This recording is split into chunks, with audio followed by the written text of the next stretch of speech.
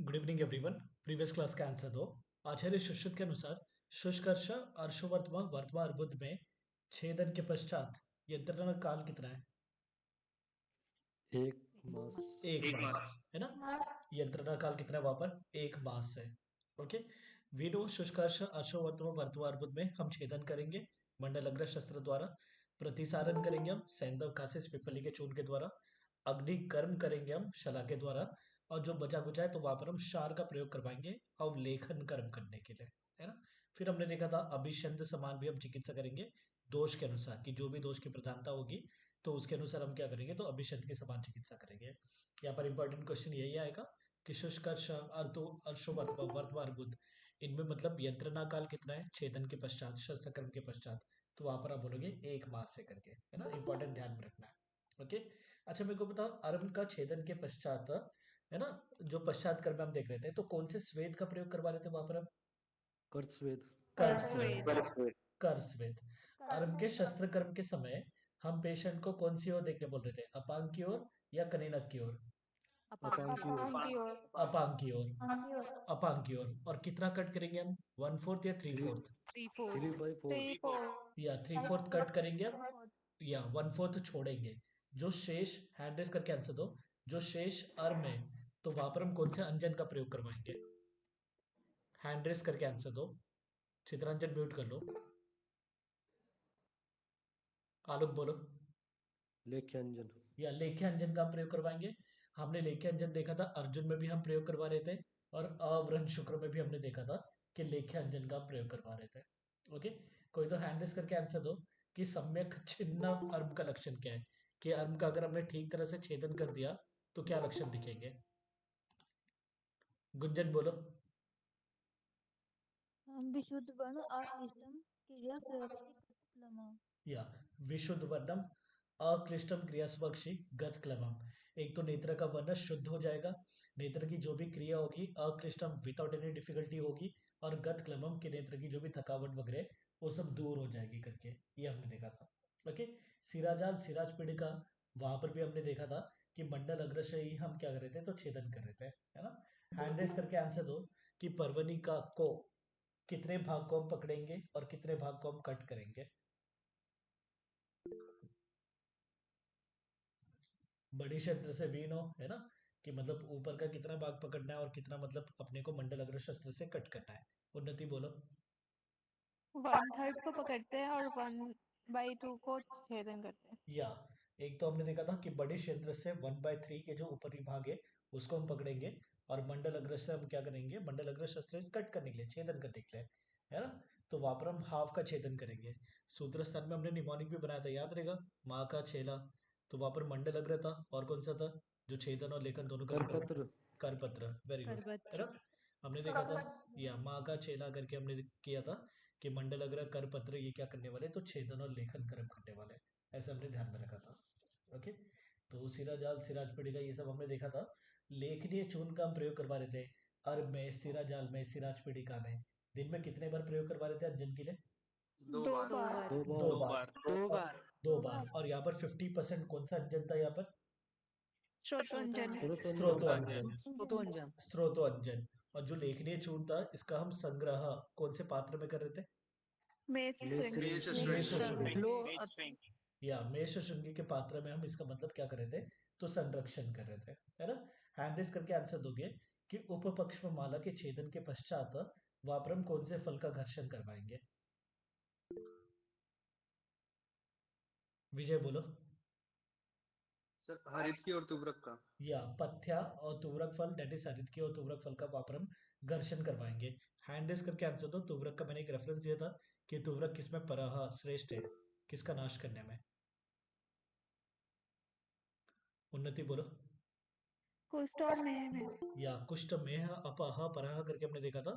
शुश्रु चिकित्सा 13 मधुमेह चिकित्सा का रेफरेंस आता है कि जो अपना तुबरक है वो कुष्ठ और प्रमेह के नाश करने में क्या है, तो श्रेष्ठ है करके।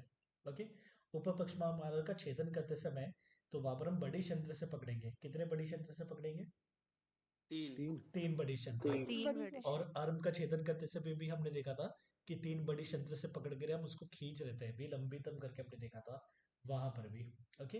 अच्छा मेरे को ये बताओ, पक्ष्मकोप व स्याप्य, है ना। तो पक्ष्मकोप में हमने देखा था कि वर्तम के पर हम यह आकार छेदन करेंगे। हैंड रेस करके आंसर दोगे। भ्रू से कितना नीचे और पक्ष्म से कितना ऊपर? उत्कर्ष बोलो। सर भ्रू से 2 भाग मतलब पश्चिम के वर्तन का एक भाग छोड़कर कनिकक और अपांग के मध्य में। वेरी गुड, है ना। तो वर्तमान पर अपने को छेदन करना है, दैट इज अपने आईलिड के जो स्किन है, तो वहां पर अपने को कट करना है। तो भ्रू से 2 भाग और पक्ष्म से 1 भाग, मतलब आईब्रो से 2/3 नीचे और पक्ष्म से दैट इज अपने आई लैशेस से 1/3 ऊपर। तो वहां पर हम यह आकार का छेदन कर रहे थे कनिनक और अपांग के बीच में, है ना, कि मतलब मिडल पार्ट पे हम कर रहे थे, ऐसा हमने देखा था। ठीक है। तो और फिर ये बताओ मुझे, ये वाका छेदन के पश्चात उसका हम सीवन कर रहे थे, सीवन के लिए कौन से बाल का हम यूज कर रहे थे वहां पर? अश्व घोड़े के अश्वबाल बाल। या अश्व के बाल का हम प्रयोग कर पा रहे थे। हैंडिस करके आंसर दोगे। पक्ष्मकोप में कितनी प्रकार की चिकित्सा की जाती है और कौन सी चिकित्सा की जाती है? अंजलि बोलो। सर चतुर्वेद चिकित्सा की जाएगी, शस्त्रकर्म, अग्निकर्म, शारकर्म और भेषज कर्म। या शस्त्रकर्म, शारकर्म, अग्निकर्म, शारकर्म और भेषज कर्म, ऐसे करके हमने चतुर्विध चिकित्सा देखी थी। इवन जो शुष्क था, अर्शोवर्तम था, वर्तमान था, वहां पर भी हम छेदन, डाटो, शस्त्रकर्म, अग्निकर्म, शारकर्म, ये भी हम देख रहे थे, भेषज कर्म भी देख रहे थे, क्योंकि दोष अनुसार हम अभिषंध के समान चिकित्सा भी कर रहे थे वहां पर, है ना। तो बट पक्ष्मकोप का इस very we can say famous कि पक्ष्मकोप में चतुर्विध चिकित्सा की जाती है करके। इवन हमने जो गुदार्श है वहां पर भी हमने चतुर्विध चिकित्सा देखी है आचार्य सुश्रुत के अनुसार ही। ओके। नेक्स्ट चैप्टर हम देखने वाले विच इज दृष्टिगत रोग प्रतिषेध अध्याय। दृष्टिगत रोग उसका निदान वाला पार्ट भी ऑलरेडी डिस्कस, जहां पर आचार्य सुश्रुत ने 12 दृष्टि रोग बताए, दृष्टिगत रोग बताए थे, और आचार्य वाग्भट ने 27 दृष्टिगत रोग बताए थे, है ना। तो जो दृष्टिगत रोग थे कि 6 प्रकार के कास्ट थे, पित्त विदक दृष्टि, कफ विदक दृष्टि एंड ऑल दैट। तो ये 12 के जो भी मतलब हेतु थे और फिर वी कैन से लक्षण वगैरह थे, ये सब हम देख चुके पहले ही 7th चैप्टर में उत्तर तंत्र के। अभी हम उत्तर तंत्र का 17th चैप्टर देख रहे हैं विच इज दृष्टिगत रोग प्रतिषेध अध्याय। यहाँ पर हम दृष्टिगत रोगों की चिकित्सा देखने वाले हैं। ओके। तो पहले आचार्य सुश्रुत यहाँ पर साध्य साध्यता बता रहे। वैसे हम पूरा ओवरऑल साध्य साध्यता देख चुके, बट दृष्टिगत रोग का इन्होंने फिर से अलग से बताया है ना। वही बात है पहले जो हम डिस्कस कर चुके हैं, बट फिर से बताया तो हम भी फिर से रिवाइज कर लेंगे और कुछ वी नो दृष्टिगत रोग कितने होते हैं, तो 12 होते हैं, है ना। अब 12 दृष्टिगत रोग में से 3 साध्य, 3 असाध्य, 6 याप्य। 6 याप्य तो अपने को पता है कि जो 6 प्रकार के अपने कास्ट थे, वातज, पित्तज, संसर्गज, कफज, रक्तज, त्रिदोषज, देव, जो भी 6 प्रकार के काज थे वो सभी कैसे थे, तो याप्य थे। तो 6 याप्य अपने को पता है, दैट इज अपने 6 प्रकार के जो काज थे, है ना। 3 कौन से साध्य और 3 कौन से असाध्य। 3 साध्य कौन से? धूमदर्शी, पित्त विदक दृष्टि, कफ विदक दृष्टि, है ना। पित्त ने कफ को जलाया तो धुआं निकला, और ये तीनों कैसे थे, तो साध्य थे। ओके। तो पित्त विदक दृष्टि, कफ विदक दृष्टि और धूमदर्शी, ये तीनों कैसे, साध्य है। बाकी रस्व जाड्य, नकुलांध्य और गंभीरिका, ये तीनों कैसे, असाध्य है ना। ये सब हम पहले चैप्टर में देख चुके औपद्रविकम अध्याय में, साध्य साध्यता, बट स्टिल रिवीजन है अपना, बस और कुछ नहीं, है ना।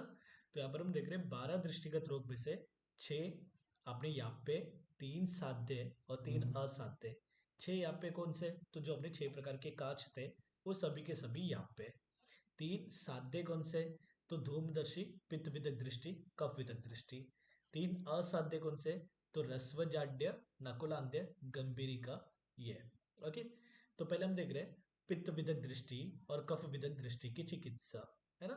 अब यहाँ पर संहिता में बहुत बातें इन्होंने ऊपर नीचे की हुई है, और बहुत मतलब गलत शलत भी बहुत दे रखा है। हम डायरेक्ट नोट से ही मतलब इसको क्या कर लेंगे, तो कवर कर लेंगे। ओके, जस्ट एक मिनट। या तो पित्त विदक दृष्टि वो साध्य है ना, 3 हमने साध्य देखे थे, पित्त विदक दृष्टि, कफ विदक दृष्टि और मतलब अपना धूमदर्शी, और 3 असाध्य थे। तो हम साध्य रोगों की चिकित्सा देखेंगे डेफिनेटली, बाद में हम काच वगैरह पे जाएंगे। तो बोले जो पित्त विदक दृष्टि है, तो सिंपल सी बात है, वहां पर पित्तज अभिषंध के समान हम चिकित्सा करेंगे। ओके। पित्त विदक दृष्टि में पित्तज अभिषंध के समान चिकित्सा, और कौन सा घृत देंगे हम, तो त्रिफला घृत का हम पान कर पाएंगे। ओके। कफ विदक दृष्टि में श्लेष्मा अभिषंध, दैट इज कफज अभिषंध के समान चिकित्सा करेंगे, और कौन सा घृत देंगे, त्रिवृत आदि घृत देंगे। त्रिवृत अपना विरेचन वाला द्रव्य है ना, श्यामा त्रिवृत वाला, उनसे सिद्ध जो घृत है उसका हम सेवन करवाएंगे। वैसे हमने कौन से वात व्याधि में आचार्य सुश्रुत के अनुसार त्रैवृत घृत देखा था? वात्रक। नहीं, त्रैवृत, अपतानक, अपतानक, तंत्रक। अपतानक, अपतंत्रक में हमने तुम्बुरवादी घृत देखा था, है ना। अपतानक में हमने त्रैवृत घृत देखा था। ओके, चलो छोड़ो, यहाँ पर याद रखो, पित्त विदक दृष्टि में पित्तज अभिषेक के समान चिकित्सा और त्रिफला घृत का पान। कफ विदक दृष्टि में कफज अभिषेक के समान चिकित्सा और त्रिवृत आदि घृत का पान। ओके, फिर क्या बता रहे, दो घृत ऐसे बता रहे जो दोनों इसमें चलेंगे, है ना। पहले तो सिंगल सिंगल बता दिए, पित्त विदक में त्रिफला घृत और कफ विदक में त्रिवृत आदि घृत। फिर बता रहे जो तैलवक घृत है और जो पुराण घृत है ना, इनका प्रयोग हम पित्त विदक और कफ विदक दोनों में करवा सकते हैं। तिलवक किसका पर्याय, एनीवन? तिलवक किसका पर्याय? लोद्र। लोद्र का, है ना। हम डायरेक्ट तिलवक कल्प अध्याय करके देखते हैं आचार्य सुश्रुत के अनुसार, तो वहां पर हम देखते हैं तिलवक इस लोद्र का पर्याय, है ना। तो तैलवक घृत और पुराण घृत, ये हम दोनों प्रकार के विदक दृष्टि में पित्त विदक्त और कफ विदक्त में दे सकते हैं। खाली इतना पूछा है त्रिवृत आदि घृत का प्रयोग किसमें, तो आप बोलेंगे कफ विदक्त में। त्रिफला घृत का प्रयोग किसमें, तो आप बोलेंगे पित्त विदक्त में। अगर तैलवक घृत या पुराण घृत आ गया तो आप बोलोगे दोनों में हम प्रयोग करवा सकते हैं। तैलवक घृत पित्त विदक्त में भी, कफ विदक्त में भी, वैसे ही पुराण घृत पित्त विदक्त और कफ विदक्त दोनों में हम करवा सकते हैं। उसके बाद हम अंजन देख रहे हैं, मल्टीपल अलग अलग टाइप के अंजन हम देख रहे हैं, है ना। अब पित्त विदक्त दृष्टि में वीनो दीवानदेह हो रहा था, नक्तानदेह हो रहा था? नक्तानदेह। दीवान नक्तानदेह कैसे होगा बेटा, दीवानदेह होगा ना। दीवान दीवानदेह, दीवान। दीवानदेह होगा ना, पित्त विदक्त दृष्टि है। तो दिन में मतलब सूर्य की गर्मी वगैरह अधिक होगी, तो वहां पर मतलब पित्त का प्रकोप अधिक होगा, तो तृतीय पटल में दोष आश्रित होने पर हमने देखा था कि वहां पर दीवानदेह होगा। कफ विदक्त दृष्टि में हम देखते हैं कि कफ विदक्त दृष्टि में रात्रि में शीतलता वगैरह आ जाती है ना, तो वहां पर कफ की वृद्धि होती है, तो वहां पर हम देखते हैं कि रात्रि आंधे मिलता है। ओके, तो यहाँ पर जो पित्त विदक्त और कफ विदक्त दृष्टि में अलग अलग अंजन है वो हम देख रहे हैं, है ना। एक है अपना कुब्जक आद्य अंजन। अब कुब्ज है ना, सामने से बैंड है, तो दोनों के सामने कफ विदग्ध भी और पित्त विदग्ध दृष्टि भी, है ना। कुब्ज हम कुबड़े को बोलते हैं। ओके, कुबड़ा सभी के सामने बैंड होता है, तो हम सभी जो विदग्ध दृष्टि है दोनों में हम प्रयोग करवा रहे हैं कि कुब्जक आद्य अंजन, पित्त विदग्ध दृष्टि और कफ विदग्ध दृष्टि दोनों में हम प्रयोग करवा रहे हैं। ओके, देन देर इज अपना रसांजन आदि अंजन और काश्मरी आदि अंजन। काश्मरी वीनो गंभारी का पर्याय, है ना। काश्मीरी आदि अंजन और रसांजन आद्य अंजन का प्रयोग पित्त विदग्ध दृष्टि में। We will normally think Kashmir में जो रस हम पिएंगे वो डेफिनेटली शीत होगा। कश्मीर इज बर्फ वाला एरिया, स्नो वाला एरिया, तो वहां पर जो रस होगा शीत होगा, है ना। तो कश्मीर का जो रस है वो पित्त का शमन करता है, ऐसे हम स्टोरी बना लेंगे। कश्मीर का रस पित्त का शमन कर रहा है, तो इसके लिए काश्मीरी आद्य अंजन और रसांजन आद्य अंजन ये हम पित्त विदग्ध दृष्टि में प्रयोग करवा रहे हैं। पित्त में डेफिनेटली ना हम शीत वीर्य वाले द्रव्य देंगे। तो we will just imagine a story कि कश्मीर का जो रस है वो पित्त का शमन करता है, तो दैट सिंपली मीन्स कि काश्मीर आद्य अंजन और रसांजन आद्य अंजन ये हम पित्त विदग्ध दृष्टि में हम प्रयोग करवाएंगे, है ना। देन वी आर सीइंग हरण्य आद्य अंजन। हरेनुका, रेणुका, ये निर्गुंडी के बीज को हम बोलते हैं, है ना। हरेनुका, रेणुका, निर्गुंडी के बीज को बोलते हैं, साइड में लिख के रखो। हमने बातें बहुत बार देखी हुई है ना कि बीज बंध हम किसको बोल रहे हैं, तो बला बीज को। रेणुका हरेणुका हम किसको बोल रहे हैं, तो निर्गुंडी के बीज को, है ना। तो हरण्य आद्य अंजन हम किस में यूज करें, कफ विदग्ध दृष्टि में। कैसे याद रखेंगे, वी नो, है ना, कि नेत्र कैसा है, तेजोमय, तस्य विशेषात श्लेष्म तो भयम। इसके लिए नेत्र प्रसादन के लिए हम क्या करते हैं, श्लेष्म हर चिकित्सा करते हैं। हम क्या बोलते हैं हमेशा, नेत्र में हम क्या करते हैं, श्लेष्म हर चिकित्सा करते हैं। तो यहाँ पर श्लेष्म डेट इज कफ विदग्ध दृष्टि, हर हरण्याद्य अंजन, ऐसा हम कर लेंगे, है ना। कि नेत्र का प्रसादन करने के लिए, दृष्टि प्रसादन करने के लिए हम क्या करते हैं, श्लेष्म हर चिकित्सा करते हैं। चरक बताते हैं ये बात, है ना, चरक के सूत्र स्थान में हम देख चुके हैं। तो इसके लिए हम देख रहे हैं कि कफ विदग्ध दृष्टि डेट इज श्लेष्म विदग्ध दृष्टि में हम हरण्य आद्य अंजन का प्रयोग करवा रहे हैं। ओके, उसके बाद हम देख रहे हैं नदीज आदि गुटी का अंजन, जो दीवा अंधे में हम प्रयोग करवाएंगे। सीधी बात है ना, नदी के पास आप कब जाओगे, दिन में जाओगे, रात्रि में नहीं जाओगे, है ना। तो नदीज आद्य गुटी का अंजन का प्रयोग हम किधर करवाएंगे, दीवा अंधे में हम प्रयोग करवाएंगे। आप कोई तो हैंड रेस करके आंसर दो। गैरिक आदि गुटी का अंजन हमने कौन से अभिष्यंद और कौन से अधिमंत में देखा था? विजय बोलो। सर वातज अभिष्यंद और अधिमंत में। या वेरी गुड। वातज अभिष्यंद और वातज अधिमंत में हमने गैरिक आदि गुटी का अंजन देखा था और स्नेह अंजन का हमने प्रयोग देखा था। यहाँ पर हम देख रहे हैं नदीज आदि गुटी का अंत्य, तो ये हम कब प्रयोग करवाएंगे? दीवांध्य।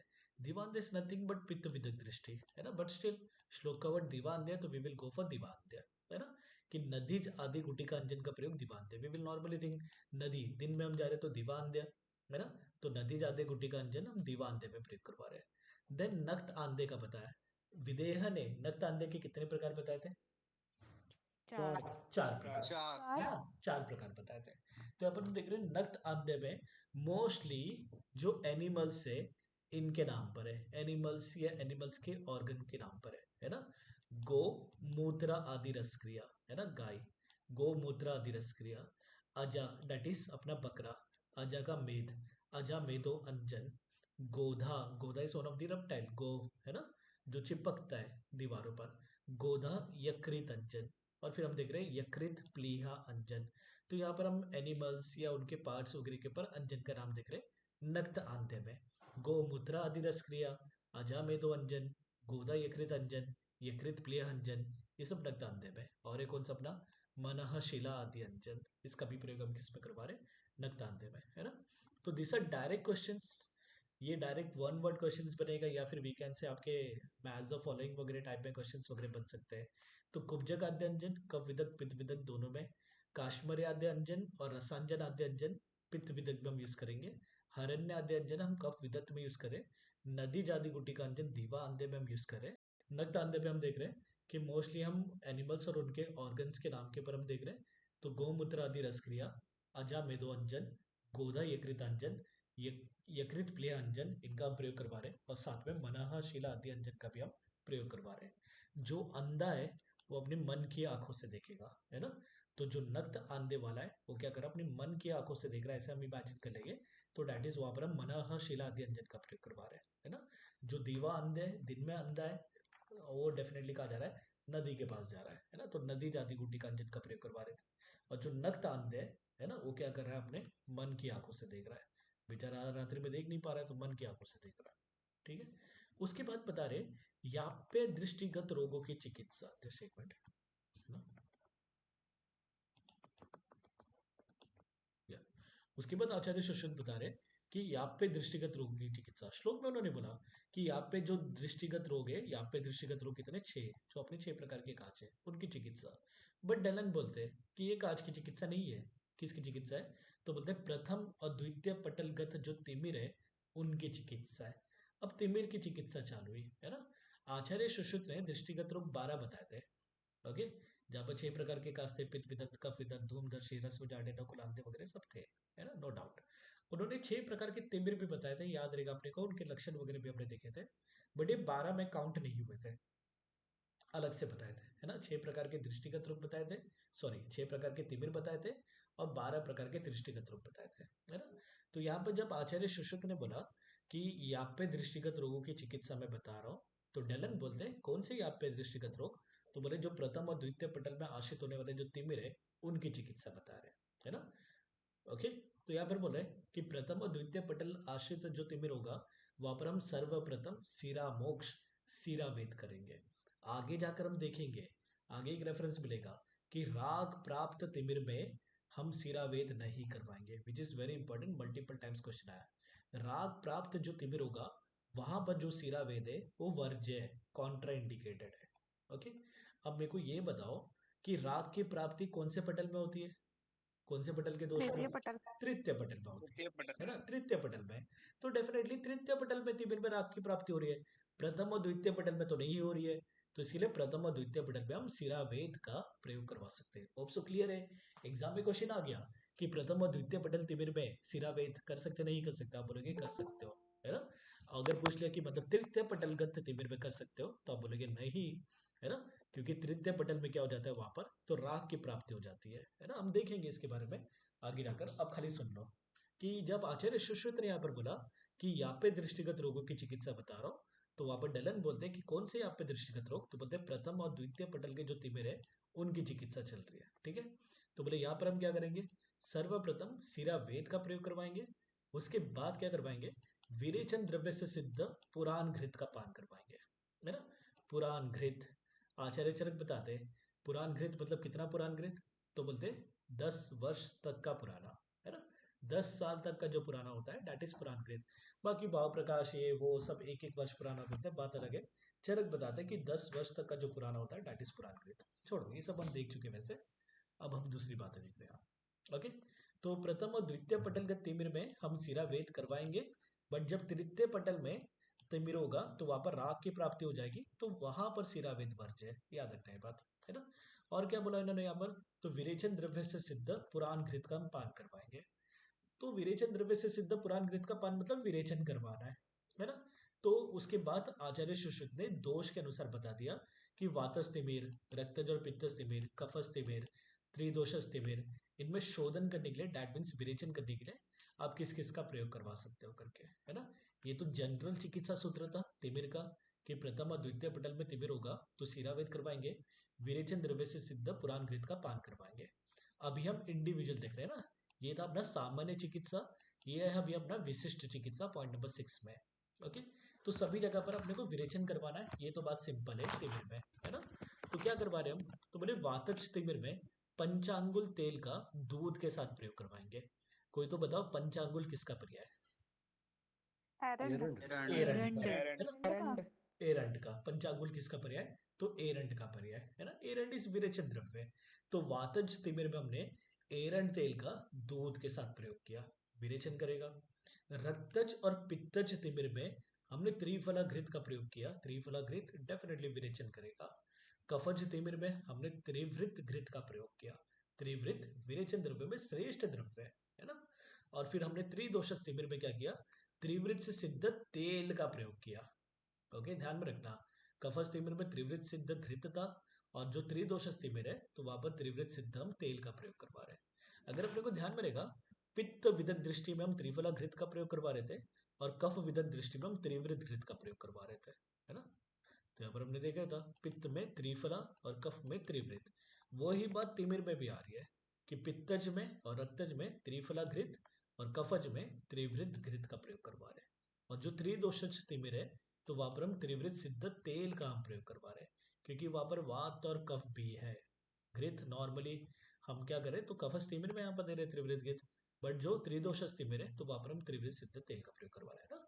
तो तिमिर में शोधन मतलब विरेचन करवाने के लिए हम क्या करवाएंगे, वातस तिमिर में एरंड तेल का दूध के साथ सेवन, पित्तज और रक्तज तिमिर में त्रिफला घृत का सेवन, कफस तिमिर में त्रिवृत घृत का सेवन, और त्रिदोषस तिमिर में हम त्रिवृत सिद्ध तेल का हम यहाँ पर प्रयोग करवाएंगे। होप सो क्लियर है। ओके,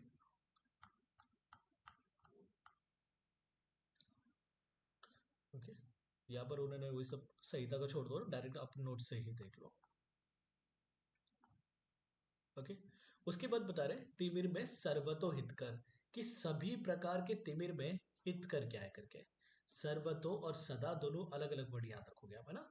सर्वतो हितकर मतलब सभी प्रकार के तिमिर में हितकर, तो बोलते हैं अयस भाजन स्थित पुराण सर्पी। अयस इस लोह, भाजन मतलब पात्र, है ना। अयस मतलब लोहा हमने 100 बार देखा है। ओके, जो हमने लेखनी एक चून देखा था तो वहां पर भी हमने देखा था कि अयस और ताम्र डेट इज लोहा और ताम्रत है ना। तो तिमिर में सर्वतो हितकर मतलब सभी प्रकार के तिमिर में हितकर क्या है, तो बोले लोह के पात्र में स्थित जो पुराण घृत है उस सभी प्रकार के तिमिर में हितकर है। फिर बोले तिमिर में सदा हितकर, सदा हितकर मतलब हर स्टेजेस में हितकर, है ना। तो कौन से, तो बोले त्रिफला घृत और मेष श्रृंगी सिद्ध घृत, है ना। मेष श्रृंगी इस अपना जिम्नेमा सिल्वेस्टर एस्लीपियाडेसी फैमिली का है ना। गुड़ मार करके हम बोलते हैं, प्रमेह जैसे रोग में भी हम उसको यूज करते हैं, है ना। तो यहाँ पर हम देख रहे हैं वर्ड पे याद रखो, तिमिर में सर्वतो हितकर आ गया कि सभी प्रकार के तिमिर में कौन सा घृत हितकर है, तो बोलेंगे लोह के पात्र में स्थित जो पुराण घृत है वो सभी प्रकार के तिमिर में हितकर है। तिमिर में सदा हितकर पूछ लिया कि तिमिर के हर एक कंडीशन में हितकर है, तो बोलेंगे त्रिफला घृत और मतलब मेष श्रृंगी सिद्ध घृत, ये तिमिर में सदा हितकर करके बताया, है ना। फिर बता रहे तिमिर रोग में त्रिफला का प्रयोग, अलग अलग तिमिर में त्रिफला का अलग अलग हम प्रयोग देखेंगे, बहुत ही बच्चों वाली बात है। वी नो वातज कंडीशन में श्रेष्ठ शमन द्रव्य क्या तेल है, पित्त का श्रेष्ठ शमन द्रव्य क्या घृत है, और कफ का श्रेष्ठ शमन द्रव्य क्या है? मधु है ना। अष्टांग हृदय पहला चैप्टर बचपन से पढ़ते आते वही बात है। तो बोले वातस तिमिर में त्रिफला चूर्ण का तेल के साथ प्रयोग, पित्तस तिमिर में त्रिफला चूर्ण का प्रगाढ़ घृत, प्रगाढ़ मतलब अधिक मात्रा में, अच्छे खासे मात्रा में, है ना। तो प्रगाढ़ घृत के साथ हम लेहन करवा रहे। कफस तिमिर में हम क्या करेंगे? त्रिफला चूर्ण का मधु के साथ प्रयोग करवाएंगे, है ना। वी नो तैलम घृतम मधु, है ना। ये हम बचपन में देखते हैं कि तेल वात शमन में श्रेष्ठ, घृत पित्त शमन में श्रेष्ठ, मधु कफ शमन में श्रेष्ठ। तो वही बात यहाँ पर चलिए, तो बहुत ही बेसिक सा फंडा हो गया, कोई अलग बात नहीं है। उसके बाद हम देख रहे हैं तिमिर रोग में नस्य। तिमिर रोग में हमने त्रिफला प्रयोग देख लिया, तिमिर रोग में हमने शोधन देख लिया, तिमिर रोग में हम नस्य देख रहे हैं कि कौन से तिमिर में नस्य किससे देंगे, है ना। तो अपन बता रहे वातज और रक्तज अलग कॉम्बिनेशन है। नॉर्मली रक्तज का कॉम्बिनेशन कभी भी पित्तज के साथ बनता है, यहाँ पर हम वातज और रक्तज की चिकित्सा एक साथ देख रहे हैं, है ना। तो बोले वातज और रक्तज तिमिर में हम क्या करेंगे? स्थिरा आदि गंध से सिद्ध जो तेल है, या फिर मधुर गंध से सिद्ध जो तेल है, या फिर जो अनु तेल है, उसका हम नस्य के लिए प्रयोग करवाएंगे। ओके, क्या बता रहे? स्थिरादिगण, स्थिरादिगण इस अपना विदारी गंधादिगण, दैट इज अपना प्रथम गण जो सुश्रुत सूत्र के 38वें अध्याय में आया, 38 अध्याय में 37 गण है, पहला गण उसमें अपना विदारी गंधादिगण है, उसी को हम स्थिरादिगण बोलेंगे, उसी को हम प्रथम गण करके ही बोलेंगे, है ना। तो वातज और रक्तज कंडीशन में हम स्थिरादिगण से सिद्ध तेल, मधुर गण से सिद्ध तेल या अनु तेल का हम नस्य का प्रयोग करवा रहे हैं। पित्तस तिमिर में हम मधुर गण सिद्ध अजा या फिर आविघृत का प्रयोग करवा रहे हैं, है ना।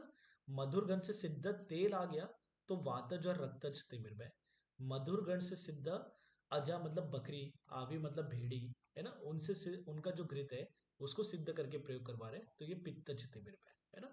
अब कोई तो मुझे बताओ मधुर गण मतलब कौन सा गण? काकुल्य काकोल्यादि, काकोल्य है ना। अधिगण। मधुर गण इस काकोल्यादि गण, मधुर गण नॉर्मली पित्तज में आता है, कभी कभी वातज में चले जाते हैं। तो यहाँ पर हम देख रहे हैं मधुर गण पित्तज में भी आ रहा है, वातज में भी आ रहा है, बट दोनों का यूज करने का तरीका अलग है।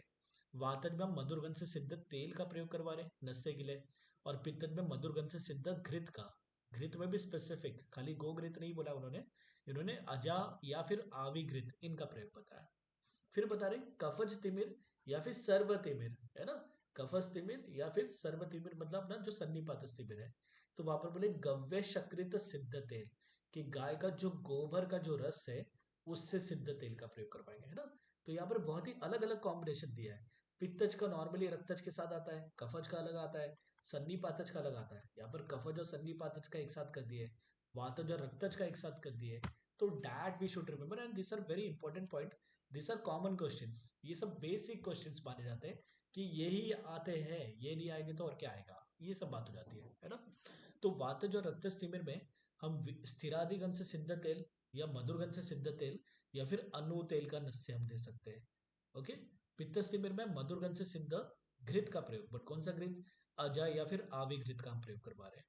कफस तिमिर में या सभी प्रकार के तिमिर में गो शकृत, गव्य शकृत कैसा होता है? रुक्ष होता है ना। और तेल वात और कफ दोनों जगह चलता है, वीनो मारुत तगनम नाचा श्लेष्म वर्धनम, है ना। और वात कफ शमन में श्रेष्ठ भी हम देखते हैं कि तेल होता है। तो यहाँ पर कफस तिमिर में और सभी प्रकार के तिमिर में, सर्व तिमिर में हम देख रहे हैं एक्चुअली, तो गव्य शकृत, गव्य शकृत इस गाय का गोबर, रुक्ष होता है वो, तो कफज में हम यूज करेंगे डेफिनेटली। तो गव्य शकृत सिद्ध तेल का हम प्रयोग करवा रहे हैं। ओके, उसके बाद प्रति अंजन बता रहे, वातज तिमिर में प्रति अंजन, बाकी भी बताया, पित्तज कफज वगैरह में बताया, बट वातज वाला इज क्वाइट इंपॉर्टेंट, तो वही मैंने नोट्स में डाले हुए हैं, है ना। वातज तिमिर में प्रति अंजन का प्रयोग। ओके, तो बड़े स्त्रोतो अंजन का क्रम से मासरस क्षीर और घृत में 7-7 दिन तक भावना देकर प्रयोग करना है ना।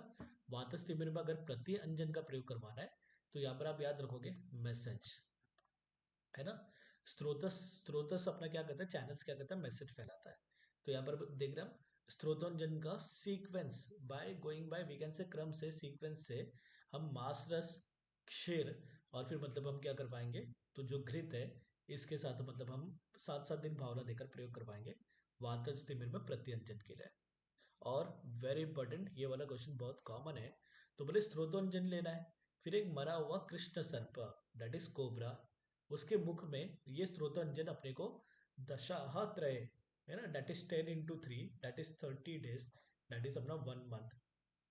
ओके, स्त्रोतोंजन को कृष्ण सर्प के मुख में 1 मास तक रखना है।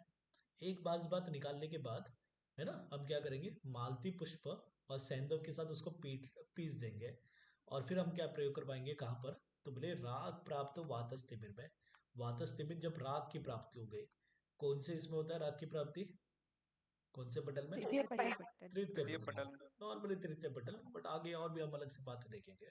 ओके, तो स्त्रोतोंजन को क्या करना है, कृष्ण सर्प के मुख में 30 दिन तक रखना है, उसके बाद निकाल कर मालती पुष्प और सेंधव के साथ पीस कर राग प्राप्त वातस तिमिर में प्रयोग करवाएं, तो आ जाएगा कि कृष्ण सर्प के मुख में रखे हुए स्त्रोतोंजन का प्रयोग कौन से तिमिर में, तो आप बोलेंगे वातस तिमिर में। वातस तिमिर में भी स्पेसिफिक कब, तो बोले जब राग की प्राप्ति हो गई, जब वहां पर कलरेशन वगैरह आ गया है ना, तो उसके अनुसार हम क्या करेंगे, तो स्त्रोतोंजन को प्रयोग करवाएंगे हम यहाँ पर, इंपॉर्टेंट।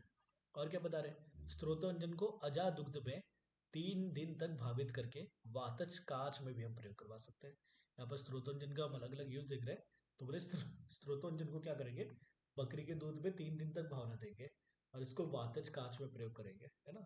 तो दिस आर क्वाइट इंपॉर्टेंट, अच्छी तरह से याद रखोगे।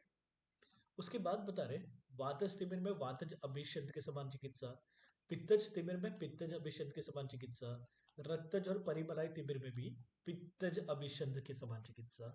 रक्तज तिमिर में रक्तज अभिषंत के समान चिकित्सा नहीं बताई है, स्टेटमेंट आ सकता है, पित्तज तिमिर में पित्तज अभिषंत ठीक है, वातज तिमिर में वातज अभिषंत ठीक है, रक्तज तिमिर में रक्तज अभिषंत क्यों नहीं, नहीं दिया उन्होंने, इसलिए नहीं दिया, बस और कुछ नहीं।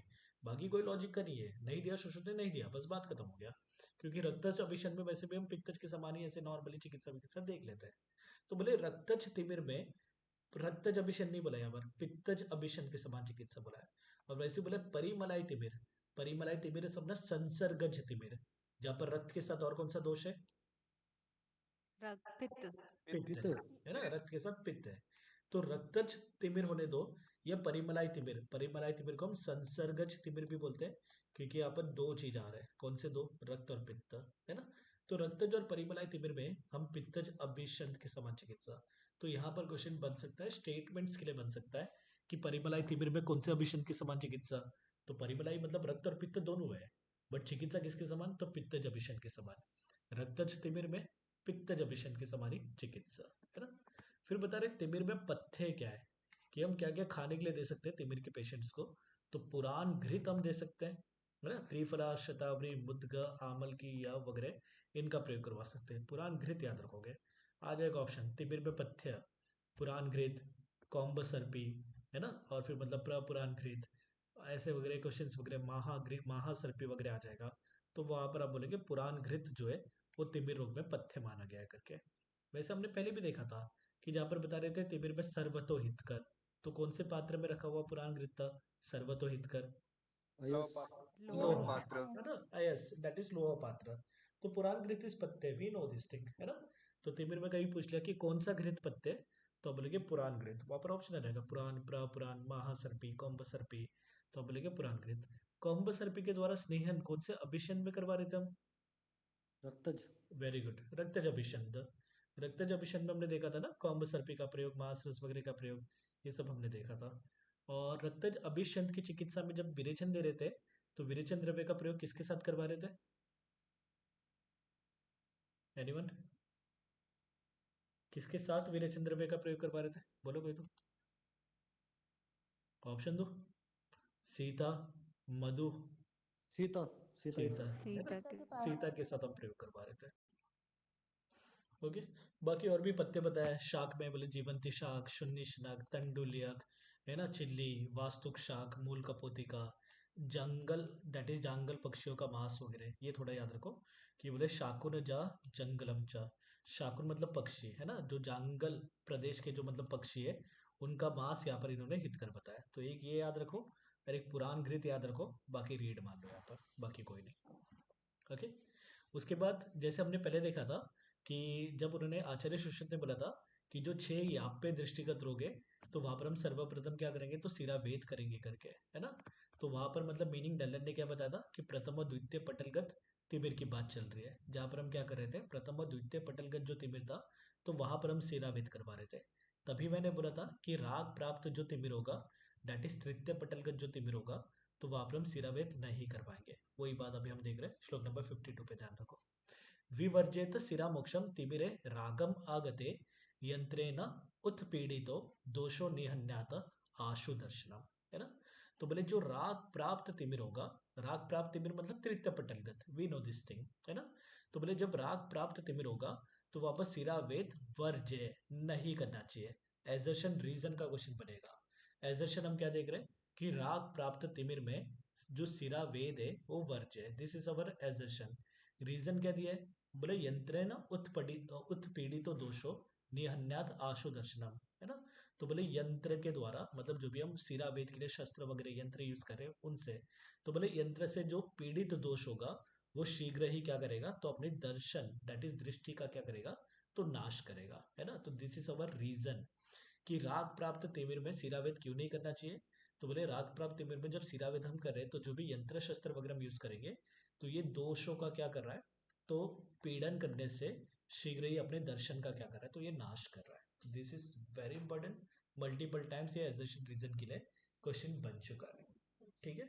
उसके बाद हम देख रहे हैं तिमिर की साध्य साध्यता, नोट से ही हम देख लेंगे, है ना। वी ऑलरेडी सॉ दिस श्लोक में। उसके बाद हम देख रहे हैं प्रथम पटलगत राग अप्राप्त तिमिर होगा तो वो साध्य है। द्वितीय पटलगत राग प्राप्त तिमिर होगा तो कृच्छ साध्य है। तृतीय पटलगत तिमिर है वो कैसा है, तो यहाँ पे अभी आप बोलोगे सर तभी से तो हम पढ़ रहे हैं कि तृतीय पटल में राग की प्राप्ति होती है, तृतीय पटल में राग की प्राप्ति होती है। नो डाउट तृतीय पटल में राग की प्राप्ति होती है ना। यहाँ पर इनको बोलना है क्या है कि द्वितीय पटलगत तिमिर होने दो या फिर राग प्राप्त तिमिर होने दो, तो वो कैसे कृच्छ साध्य है। ओके, तो प्रथम पटलगत तिमिर है और राग की प्राप्ति नहीं है तो वो साध्य है। द्वितीय पटलगत तिमिर है और राग की प्राप्ति है कि कलरेशन वगैरह हो गया है तो कृच्छ साध्य है। और अगर तृतीय पटलगत तिमिर है तो वो कैसा है, यहाँ पे तृतीय पटलगत है तो मतलब डेफिनेटली वहां पर राग की प्राप्ति हो चुके हैं, वहां पर कोई बोलने वाली बात ही नहीं है। तृतीय पटलगत जब दोष आ गए तो वहां पर हमने देखा था यथा दोष दो रंजन होता है करके, है ना। तो वो सब छोड़ दो, सिंपल याद रखो। प्रथम पटलगत है राग की प्राप्ति नहीं है तो ऐसा तिमिर कैसा है, साध्य। द्वितीय पटलगत है राग की प्राप्ति हुई है तो कृच्छ साध्य। तृतीय पटलगत तिमिर है तो वो कैसा होगा अपना, यहाँ पे तृतीय पटलगत है मतलब राग की प्राप्ति हो चुकी है, बोलने की जरूरत ही नहीं है ना। दैट इज मतलब एज्यूम करने वाली बात है, बोले ये तो कॉमन सी बात है, तृतीय पटल है तो राग की प्राप्ति हो गई है, तो वो कैसा अपना यहाँ पे। बाकी ये वाग्भट का मत हम देख चुके थे, याद रहेगा अपने को, है ना, कि द्वितीय पटल का दोष को हम क्या बोलते हैं, तिमिर बोलते हैं। तृतीय पटल का दोष को हम क्या बोलते हैं, काज बोलते हैं। और चतुर्थ पटल का दोष को हम क्या बोलते हैं, तो लिंगनाश बोलते हैं। हम डिस्कस कर चुके थे ये सुश्रुत उत्तर तंत्र जो 7th अध्याय देख रहे थे, तो वहां पर सुश्रुत वाग्भट दोनों का मत हम डिस्कस कर चुके थे, है ना। और आचार्य सुश्रुत तो यही बोले थे ना कि काज, लिंगनाश और कौन सा जो पर्यायवाची है एक दूसरे के, नीलिका। नीलिका, है ना, नीलिका। कि काच, लिंगनाश और नीलिका को एक दूसरे के पर्यायवाची माने थे सुश्रुत ने। बट वाग्भट क्या बोलते हैं, वाग्भट बोलते हैं तृतीय पटल में दोष हो गए तो काच, चतुर्थ पटल में दोष हो गए तो उसको लिंगनाश करके बोलेंगे, और द्वितीय पटल में होगा तो तिमिर करके बोलेंगे। Okay, yes. उसके बाद अगर राग प्राप्त तिमिर में अगर हम सिरावेद नहीं कर सकते तो हम क्या कर सकते हैं, चिकित्सा क्या करेंगे। तो बोले यापनार्थ शास्त्रोक्त उपचार, सीधी सी बात है। बोले राग प्राप्त तिमिर है तो वहां पर यापनार्थ, या पे चिकित्सार्थ जो भी शास्त्र में उपचार कहेंगे वो करो, ठीक है ना। और क्या करेंगे, रक्त मोक्षणम करेंगे बट जलौका के द्वारा, सिरावेद नहीं करेंगे, वेनी पंक्चर नहीं करेंगे, जलौका के द्वारा रक्त मोक्षणम कर सकते हैं, है ना। रक्त मोक्षण वर्ज्य नहीं है, सिरा वेद वर्ज्य है।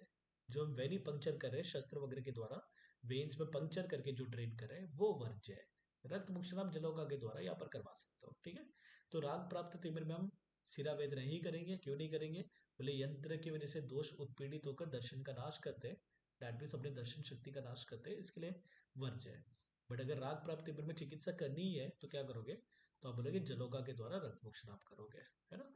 ये सब हो गए तिमिर। अभी उसके बाद हम आ रहे लिंगनाश पर। लिंगनाश आचार्य सुश्रुत ने 6 प्रकार के बताए थे, है ना। जो अपने 6 प्रकार के तिमिर थे वैसे ही 6 प्रकार के लिंगनाश थे। वातज, पित्तज, है ना, एक अपना पित्त रक्त था, दैट वाज अपना संसर्गज जिसको हम परिमलाई करके बोल रहे थे। देन अपना कफज था, एक अपना रक्तज था, देन एक अपना सन्निपातज था। ये सभी के सभी कैसे थे अपने, तो यहाँ पे थे, है ना, सभी कैसे थे, यहाँ पे थे। But we have already discuss, इनमें से जो कफज जो लिंगनाश था उसमें हम क्या करेंगे, तो शस्त्र कर्म करेंगे। कौन सा शस्त्र कर्म करेंगे, तो वेदन हम करेंगे, है ना।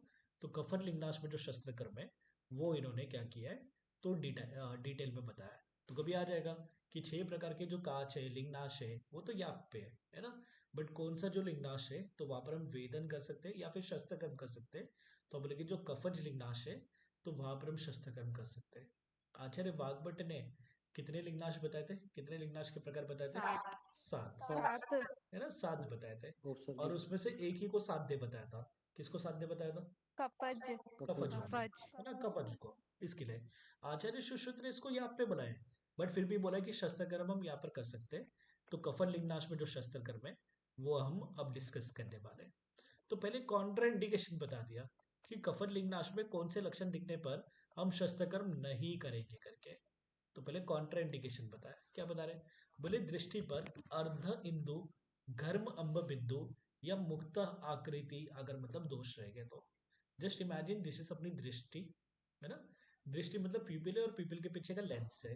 तो वी विल इमेजिन अपना लेंस यहाँ पर, है ना, कैटरैक्ट लेंस में उसी की हम मतलब सर्जरी वगैरह करते हैं।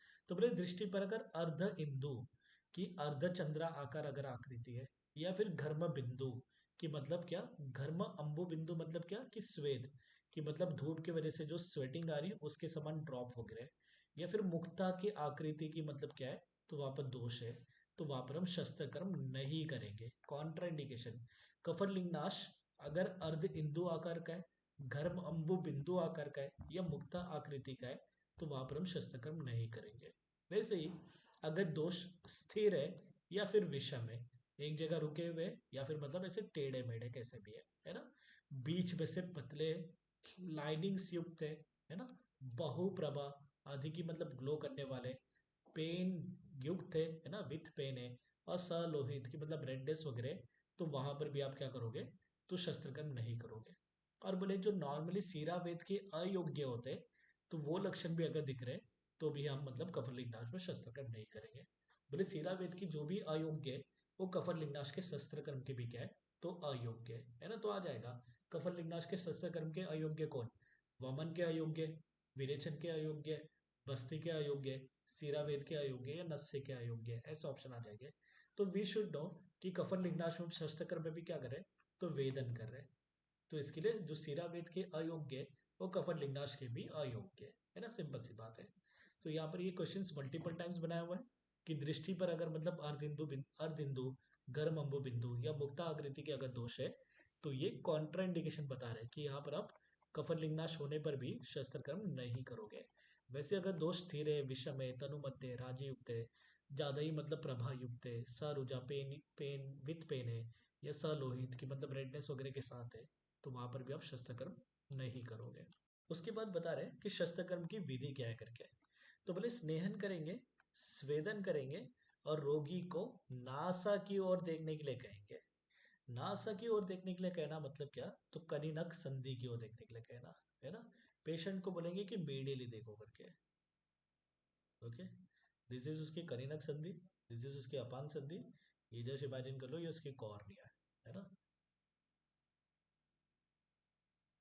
इमेजिन कर लो, यस। तो यहाँ पर पेशेंट को हम बोलेंगे कि नैसली देखे करके, है ना, नाक की तरफ देखे। और जबकि हम अर्म के शस्त्र कर्म देख रहे थे तो वहां पर हम पेशेंट को अपांग की ओर देखने बोल रहे थे, है ना, लैटरली देखने बोल रहे थे। अर्म के शस्त्र कर्म में हम अपांग की ओर देखने बोल रहे थे। और जब हम कफर लिंगनाश का शस्त्र कर्म कर रहे हैं तो वहां पर हम नैसली की नोज की ओर मतलब डेट इज करीनक संधि की ओर देखने बोल रहे हैं, कब, तो कफर लिंगनाश में, ठीक है। इससे क्या होगा, जब ये नोज की ओर देखेगा तो जो इसका कृष्ण भाग है या वी कैन से जो मतलब अपना कॉर्निया वगैरह वो ठीक तरह से एक्सपोज हो जाएगा, बस और कुछ नहीं, वही बात है ना। न अति उष्ण शीतकाल में, कौन से काल में करेंगे, डेफिनेटली सर्जरी कर रहे हैं तो साधारण काल में, जब गर्मी भी नहीं है, ज्यादा ज्यादा ठंडी नहीं है, ऐसे काल में, है ना। अब कृष्ण भाग से अपांग की ओर 2 भाग छोड़कर, है ना, कृष्ण भाग से अपांग की ओर, जस्ट इमेजिन कर लो आपने मीडियली दिख लिया, है ना, ये आपका कृष्ण भाग है, डेट इज आपका कॉर्निया है, ये आपका अपांग डेट इज आउटर कैंथस है ना, ये क्या आपका आउटर कैंथस है। तो यहाँ पर उन्होंने बोला 2 भाग छोड़कर, कृष्ण भाग से 2 भाग मतलब 2/3, ओके, और ये 1/3, ये कृष्ण भाग है अपना, है ना, कॉर्निया है। और यहाँ से 2/3 छोड़ना है और यहाँ से 1/3, है ना। यहाँ पर अपना क्या है, तो देवकृत छिद्र है, याद रखो। कृष्ण भाग से अपांग की ओर 2 भाग पर क्या है अपना, तो देवकृत छिद्र है, याद रखो। कृष्ण भाग से अपांग की ओर 2 भाग छोड़कर शुक्ल मंडल, है ना, शुक्ल मंडल दैट मीन्स अपना स्क्लेरा वाला, तो यहाँ पर अपना क्या है, तो देवकृत छिद्र है। यहाँ पर हम क्या करेंगे, तो वेदन करेंगे, दैट इज मीन्स पंचर करेंगे, है ना।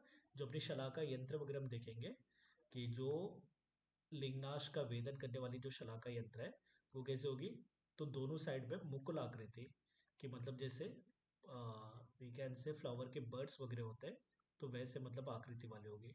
ओके, मोटी कितनी होगी, तो अंगुष्ठ परिणाह इसकी मतलब मोटाई होगी, 8 अंगुल लंबी होगी, आगे हम जाके देखेंगे, है ना। तो यहाँ पर हम देख रहे हैं कृष्ण भाग से अपांग की ओर 2 भाग मतलब 2/3, है ना। वहां पर शुक्ल मंडल पर, शुक्ल मंडल मतलब ये अपना स्क्लेरा वाला भाग चल रहा है ना।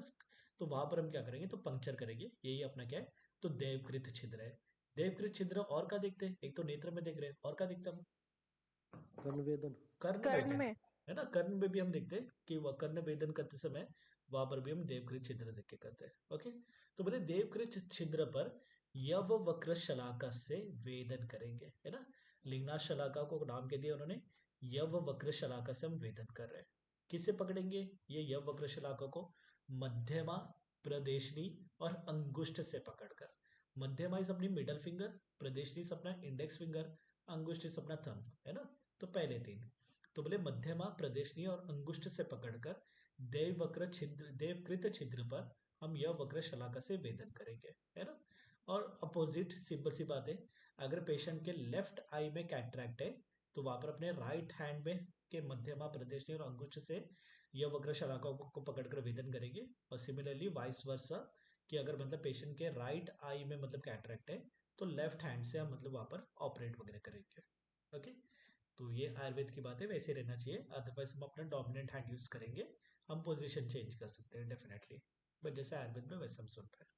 उसके बाद सम्यक वेदन के लक्षण, जब आप देवकृत छिद्र पर पंक्चर कर रहे हो तो आपका ठीक तरह से पंक्चर हुआ है, देवकृत छिद्र पर ही पंक्चर हुआ है, कैसे पता चलेगा, तो बोले वारी बिंदु इव आगम और विशिष्ट शब्द, एक तो जल के बिंदु के समान उसमें से निकलेगा, वाटर के ड्रॉप के समान उसमें से निकलेगा, और एक विशिष्ट शब्द आएगा, जैसे ड्रॉप आता है बाहर वैसे, है ना।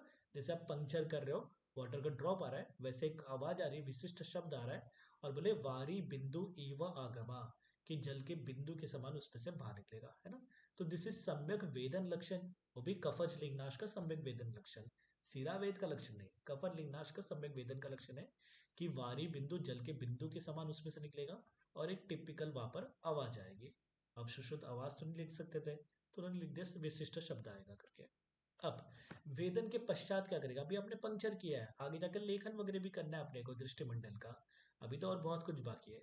वेदन के पश्चात क्या करेंगे, योषित स्तन्य से सेचन करेंगे, दैट इज स्त्री स्तन्य से हम क्या करें, तो वहां पर छिड़क रहे, सेचन कर रहे हैं। और क्या, तो बोले दोष स्थिर हो या चल होने पर वातनाशक जो पत्र है उससे हम क्या करेंगे, तो जो अपने वर्त में है उसका हम स्वेदन करेंगे, है ना। तो वर्त में पे बोल दिया उन्होंने शलाका वगैरह रख दो और वातनाशक पत्र से स्वेदन कर लो, ये तो ठीक है ना। कि दोष स्थिर है, चल है, तो वहां पर हम क्या करेंगे, शलाका को रखकर वातनाशक पत्र से हम बाह्यतः स्वेदन की वर्तम वगैरह का हम स्वेदन करेंगे, है ना। कॉर्निया स्क्लेरा वगैरह का हम स्वेदन नहीं कर रहे, वर्तम पर स्वेदन कर रहे हैं। ओके, और इंपॉर्टेंट बात ये याद रखना कि वेदन के पश्चात सेचन किसे करें, तो योषित स्तन्य से सेचन कर रहे हैं, है ना। योषित स्त्री, अब एक को बताओ योषित प्रिया किसका पर्याय, अशोक। अशोक। वेरी बैड, हरिद्रा। हरिद्रा। हरिद्रा, है ना। योषित प्रिय इज हरिद्रा, अशोक स्त्री प्रिय, अशोक क्या है, स्त्री प्रिय, याद हो गया ना, बहुत कॉमन सी बात है, मल्टीपल टाइम्स यहाँ मैंने बता दिया रहेगा। ओके, तो यहाँ पर हम देख रहे हैं वेदन पश्चात क्या करना है अपने को, योषित स्तन्य से वहां पर सेचन करना है। उसके बाद हम क्या करेंगे, तो बोले लेखन कर्म करेंगे, है ना। जो अपनी दृष्टि मंडल है तो वहां पर लेखन करेंगे। अब जो आप शलाका यूज कर रहे थे, शलाका का अग्रभाग है पॉइंटेड था, है ना, मुकुल आकृति था, फ्लावर के बड के समान था, तो ये पॉइंटेड जो है इसे हम क्या करने वाले, छेदन लेखन करने वाले हैं। तो बोले शलाका के अग्रभाग से अभी अपने को लेखन करना है। ओके, दृष्टिमंडल का, डेट इज अपने लेंस का। उसके बाद क्या करेंगे, दूसरे नासा छिद्र को बंद करके उच्छिन्ना डेट इज छींकने से कफ का निरारण होगा।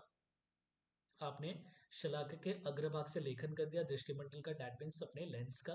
फिर पेशेंट को बोलेंगे अगर राइट आई की सर्जरी हो रही है तो लेफ्ट नॉस्ट्रिल को बंद करते हुए छींकने। अब लेफ्ट नॉस्ट्रिल को बंद करते हुए जब छींकेगा तो राइट नॉस्ट्रिल से उसके क्या होगा, जो भी दोष है वो सब बाहर निकलेंगे उसके, है ना, ये उन्होंने बताया। ओके, तो यहाँ पर याद रखो लेखन कर्म कैसे करेंगे, पहले तो हम वेदन कर रहे हैं। ओके, वेदन करने के लिए हमने देखा था देवकृत छिद्र जो शुक्ल भाग पर था अपने, जो कृष्ण भाग से या वी कैन से कृष्ण मंडल से 2 भाग दूरी पर था। ओके, जब अपांग की ओर हम जा रहे थे, और अपने शुक्ल भाग डेट इज स्क्लेरा कॉर्निया के ऊपर था, सॉरी स्क्लेरा कंजक्टिवा के ऊपर था। ओके, फिर हमने देख रहे हैं कि वहां पर वेदन करने के बाद में योषित स्तन से हमने सेचन कर दिया, फिर हम लेखन कर रहे हैं। जो भी लेंस है, लेंस का स्क्रैपिंग वगैरह हम कर रहे हैं। उसके लिए हमने क्या किया, शलाका के अग्रभाग से लेखन कर दिया। फिर ये स्क्रैपिंग करने के बाद जो दोष है उसको बाहर पे निकालना है, तो हम क्या करेंगे, पेशेंट को बोलेंगे अपोजिट नॉस्ट्रिल को बंद करके छींकने बोलेंगे वहां पर। ओके, सम्यक लेखन का लक्षण क्या है, तो बोले निरअभ्र इव घर्मांशु यदाह दृष्टि प्रकाशते, है ना। बोले आकाश में बादल से रहित होने पर जैसे सूर्य चमकता है वैसे अपनी दृष्टि भी कैसी होती है, तो चमकती है करके, है ना। तो यहाँ पर उन्होंने बोला निरअभ्र इव घर्मांशु, घर्मांशु मतलब सूर्य, है ना। घर्म अंशु सूर्य की किरणें की बात चल रही है। निरअभ्र मतलब बादलों से रहित। ओके, बोले आकाश जब बादलों से रहित होता है तो बोले जैसे सूर्य चमकता है, तो वैसे ही सम्यक लेखन के बाद क्या होगा, तो अपनी दृष्टि दैट मीन्स अपना लेंस वो भी क्या प्रकाश थे, वो भी क्या होगा, तो चमकेगा। सम्यक वेदन के लक्षण में हमने क्या देखा था, वारी बिंदु एव आगमा, कि मतलब जल के बूंद के समान वहां पर बाहर निकलेगा और एक विशिष्ट शब्द आएगा, है ना। सम्यक लेखन का लक्षण क्या है, जब आपने दृष्टिमंडल दैट मीन्स लेंस को स्क्रैप वगैरह कर लिया तो वो चमकेगा, किसके समान चमकेगा, बोले आकाश में बादल रहित होने पर जैसे सूर्य चमकता है वैसे अभी अपनी दृष्टिमंडल क्या होगी, चमकेगी।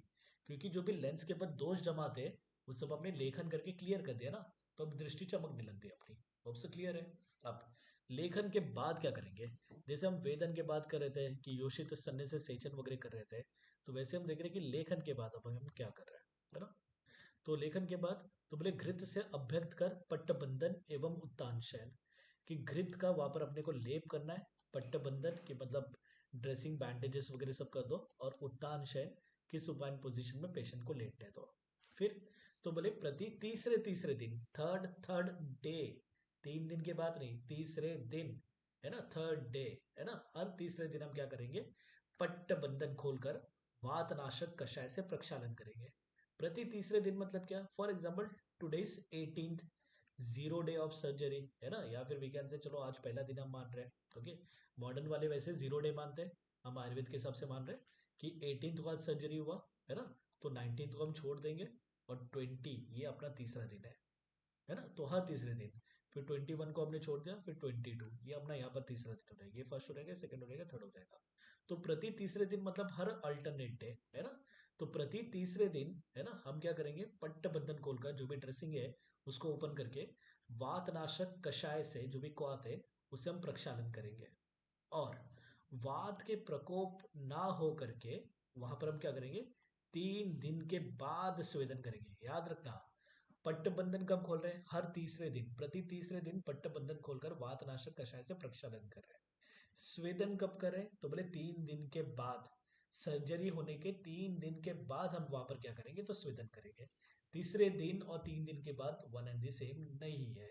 तीसरे दिन मतलब अल्टरनेट डे, है ना, एक दिन छोड़कर एक दिन, ऐसे मतलब होता है। ओके, तो लेखन पश्चात आप क्या कर रहे हो, घृत का अभ्यंग कर रहे हो। एक तो पहले याद रखना आ जाएगा ना कि किसका अभ्यंग करके, पट्टबंधन, घृत, मधु घृत, केवल मधु, ऐसे आ जाएगा। तो आप बोलेंगे घृत का अभ्यंग करके आप पट्टबंधन कर रहे हो, सुपाइन पोजीशन में पेशेंट को लेटा रहे हो। फिर हर तीसरे दिन आप क्या करोगे, पट्टबंधन खोलकर वातनाशक कषाय से प्रक्षालन करोगे। और वात के प्रकोप का भय ना हो, है ना, डर ना हो, ये ना हो करके हम क्या करेंगे, 3 दिन के बाद वहां पर क्या करेंगे, तो स्वेदन कर्म करेंगे। ओके, ये हो गया सब शस्त्र कर्म, पश्चात कर्म एंड ऑल दैट। अब शस्त्र कर्म के बाद वर्ज्य क्या है, पेशेंट पे परिहार्य क्या है, कॉन्ट्राइंडिकेटेड क्या है। पेशेंट डकार नहीं लेगा, उद्गार दैट मीन्स खांसेगा नहीं, छींकेगा नहीं, स्टीवन थूकेगा नहीं, उत्कंपन, अपने बॉडी को ज्यादा मतलब मूवमेंट वगैरह वगैरह नहीं कर पाएगा। और बोले स्नेहपान के समान यंत्र ना करो। बोले स्नेहपान, हमने स्नेहपान विधि पूरी स्नेह विधि अध्याय देखी है। तो बोले स्नेहपान के समान जो यंत्रणा होती है ना, कि मतलब धूप में नहीं जाना है, धूल में वायु वगैरह में नहीं जाना है, उष्ण जल वगैरह का सेवन करना है, निवात शयन वगैरह करना है, दैट इज स्नेहपान के समान। तो बोले उसके समान यंत्रणा करो, वेरी इंपॉर्टेंट है ना, दोनों बात इंपॉर्टेंट है। आ जाएगा कि लिंगनाश, कफन लिंगनाश के शस्त्र कर्म के पश्चात आपकी यंत्रणा किसके समान होनी चाहिए? स्नेहपान के समान। वमन पश्चात विरेचन, है ना, बस्ती, ऐसे वगैरह आ जाएगा। तो बोले कि स्नेहपान की जो यंत्रणा होती है, तो वैसे आप यंत्रणा करोगे कब? तो बोले कफन लिंगनाश के शस्त्र कर्म के पश्चात। क्लियर है होप सो। और जो भी हम चीजें नहीं करेंगे जिससे प्रेशर बढ़े करके, कि हम जम्बाई वगैरह ले, वी कैन से डकार वगैरह ले रहे, खांस रहे, चीख रहे, थूक रहे, बॉडी को हिला रहे, ये सब भी हम नहीं करेंगे। ओके, कब तक? तो बोले 10 दिन तक, है ना, एक लिमिट भी तो होगा। तो बोले 10 दिन तक सभी नियमों का हम पालन करेंगे। दैट मीन स्नेहपान के समान यंत्रणा करेंगे, उद्गार का शवतुष्टिवन उत्कंपन वगैरह ये सब हम नहीं करेंगे, है ना। और जबकि हमने देखा था कि जो वर्तमान आश्रित जो अर्श थे, अर्बुद थे, उनके चिकित्सा के बाद यंत्रणा काल कितना था? 1 मास। एक एक मास। बास, एक बास। और लिंगनाश, कफन लिंगनाश के बाद यंत्रणा, या कफन लिंगनाश के बाद यंत्रणा काल कितना है? तो 10 दिन है, उन्होंने बोला है। बोले 10 दिन के बाद दृष्टि का प्रसादन करने के लिए नस्य अंजन आदि कर्म कर सकते हो। स्वेदन कितने दिन बाद करोगे आप, ये बताओ, स्वेदन कितने दिन बाद करोगे? 3 दिन बाद। 3 दिन बाद, 3 है ना। दिन बाद। तो स्पेसिफिक याद रखना है। क्वेश्चन क्या बनने वाला है, that we should know. Gunjan बेटा आपका नेटवर्क बहुत पीछे है, आप आंसर मत दो, है ना। हम देख रहे हैं कि स्वेदन कितने दिन बाद हम करेंगे, तो 3 दिन बाद हम स्वेदन करेंगे, है ना। और नस्य और अंजन का प्रयोग कब करेंगे? तो 10 दिन के बाद हम नस्य और अंजन का प्रयोग करवाएंगे, याद रखो ये बात, है ना। 3 दिन बाद स्वेदन और 10 दिन के बाद नस्य अंजन का प्रयोग, है ना, इनका सब प्रयोग करवाएंगे। कि अगर देवकृत छिद्र छोड़कर अन्यत्र कहीं पर मतलब हमने वेदन कर दिया तो क्या होगा? देवकृत छिद्र हमने देखा था, ओके, कि फॉर एग्जांपल दैट वाज अपना कृष्ण भाग। तो कृष्ण भाग से वी कैन से अपांग की ओर जाते हुए, कि 2 भाग छोड़कर, है ना, जो शुक्ल मंडल है, तो वहीं पर मतलब अपना क्या था, तो देवकृत छिद्र था। फॉर एग्जाम्पल यहाँ पर अपना देवकृत छिद्र था। अब देवकृत छिद्र छोड़कर हमने कहीं पर और कर दिया, कृष्ण भाग के समीप कर दिया, अपांग के समीप कर दिया, देवकृत छिद्र के ऊपर कर दिया, देवकृत छिद्र के नीचे कर दिया, तो क्या कॉम्प्लिकेशन हो गए, उसकी चिकित्सा क्या होगी, ये अभी हम देखने वाले हैं, है ना। तो बोले कफन लिंग नाश में शस्त्र कर्म में अन्यत्र वेद, कि देवकृत छिद्र को छोड़कर कहीं और पर वेद कर दिया तो क्या होगा? पहले तो जनरल बताया कि देवकृत छिद्र छोड़कर अगर कहीं और पर वेद कर दिया, कहीं स्पेसिफिक नहीं बताया, जनरल बताया। तो बोले क्या होगा?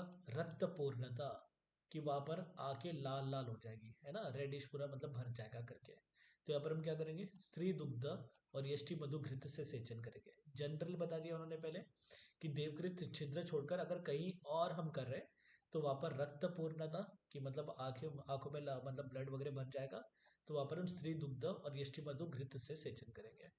अपांग आसन्न, आसन मतलब पास, है ना। अपांग इज अपना आउटर कैंथस, अगर आउटर कैंथर के पास कर दिए, अपने को करना था 2/3 1/3 की जंक्शन पर, है ना, आउटर कैंथर के पास कर दिए, आउटर कैंथस के पास कर दिए तो क्या होगा? तो बोले शोफ, शूल, अश्रु, रक्तता, स्वेलिंग होगी, पेन होगा, लैक्रिमेशन होगा, रेडनेस वगैरह आएगा। यहाँ पर रक्त पूर्णता, ब्लड भर गया था, है ना, देवकृत क्षेत्र छोड़कर अन्यत्र में। अपांग के पास अगर वेद हो गया तो शोफ, शूल, अश्रु, रक्तता रट्टा ही मानना पड़ेगा। इसकी चिकित्सा इज वेरी इंपॉर्टेंट। बोले भ्रू मध्य में उपनाह और उष्ण घृत से सेचन, है ना, कि आईब्रोज के बीच में उपनाह स्वेद का हम प्रयोग करवाएंगे, ओके। और क्या करेंगे? उष्ण घृत है, जो गर्म घृत है, उससे हम सेचन करेंगे। देवघृत छिद्र छोड़कर अन्यत्र जनरल वेद था, तो वापस स्त्री दुग्ध या यष्टि मधु घृत से सेचन कर रहे थे।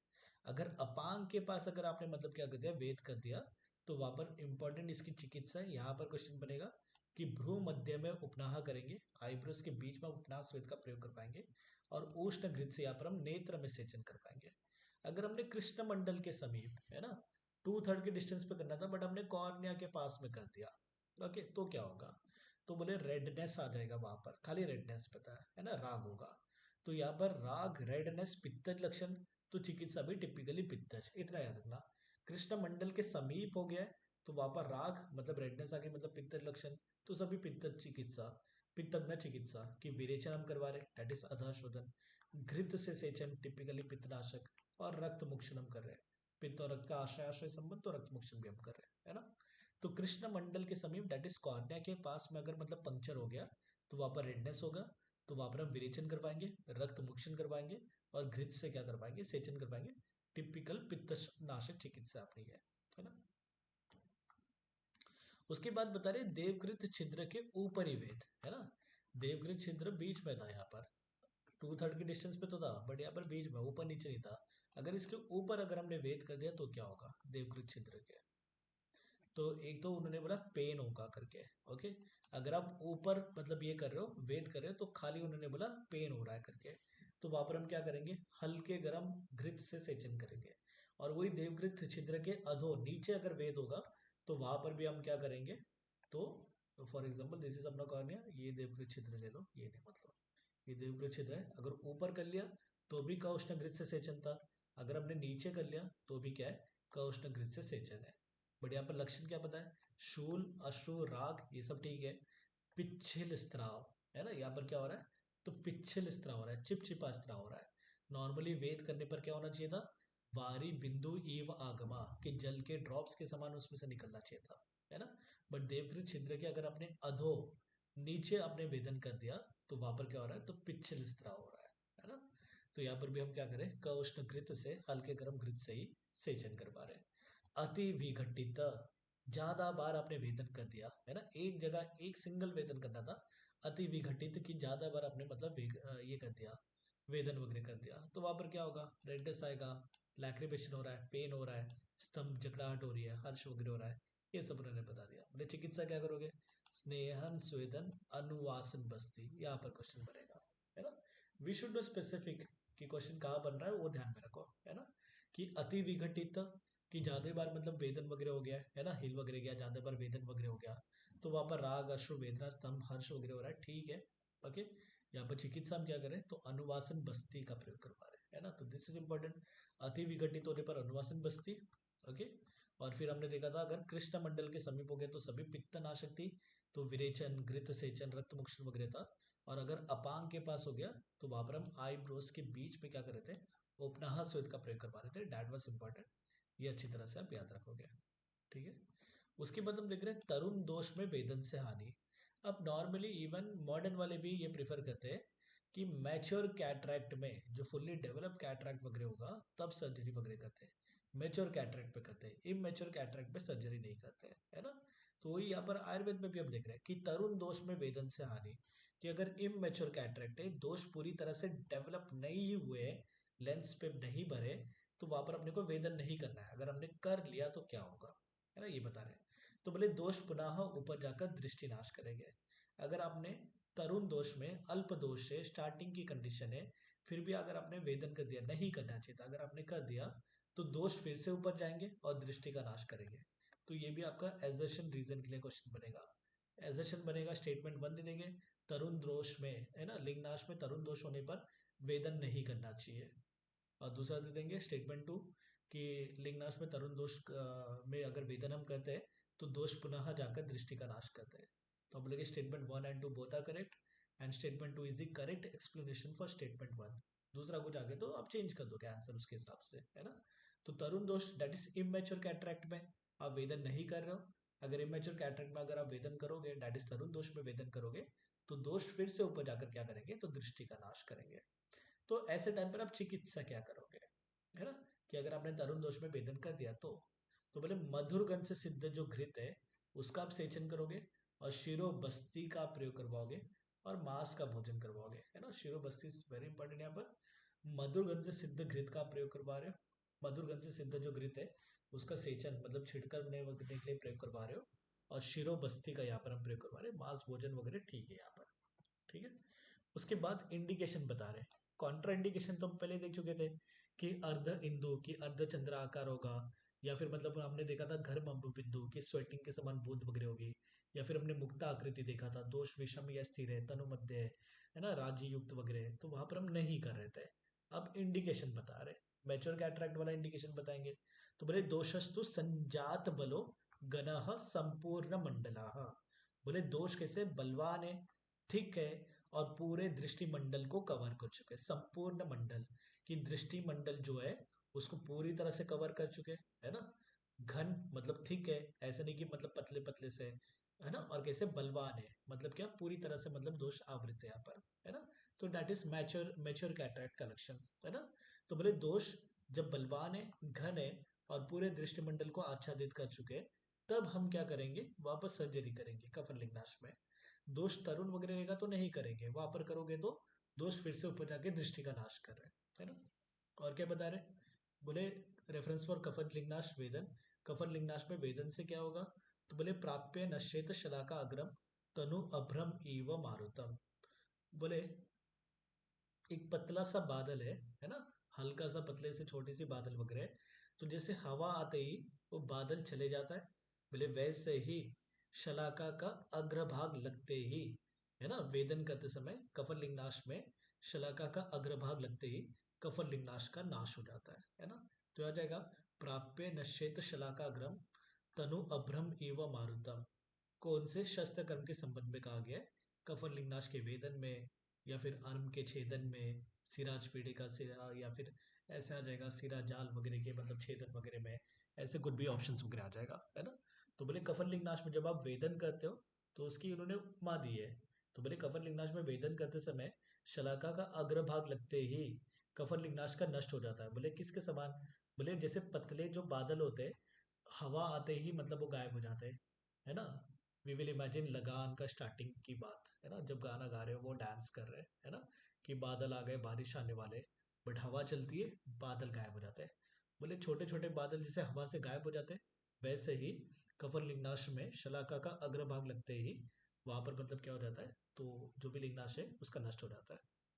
ओके, उसके बाद हम देख रहे हैं दुष्ट शलाका दोष और हानि, कि शलाका अगर मतलब अपनी ठीक तरह से बनी हुई नहीं है तो उसके दोष क्या है, तो 6 दोष उन्होंने बताया, और उससे मतलब क्या कॉम्प्लिकेशंस होते हैं ये उन्होंने बताया हुआ है ना।